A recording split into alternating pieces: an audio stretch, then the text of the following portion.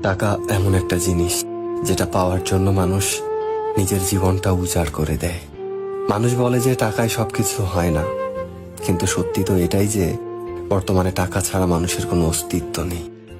হাসপাতালের অসুস্থ মানুষটা জীবনে বাঁচা মরার সাথে লড়াই করে চলেছে, কিন্তু ডাক্তারের প্রথম কথা হলো যে আগে টাকা জমা করুন, তারপরে চিকিৎসা হবে। স্কুলে পড়লে টাকা, কলেজে শিক্ষা নিতে গেলেও টাকা, আর চাকরিতে সম্মান টাকার কাছে হার মেনে যায়।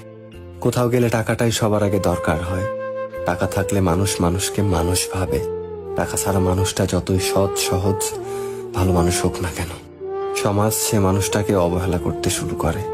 বাস্তবতা তো এটাই যে টাকা শুধু দরকারই হয় না, আজকাল মানুষের সব থেকে বেশি প্রয়োজনীয় জিনিস হয়ে উঠেছে। টাকা আছে সেই ঠিক, সেই সব থেকে সম্মানী ব্যক্তি এবং সম্মানের যোগ্য।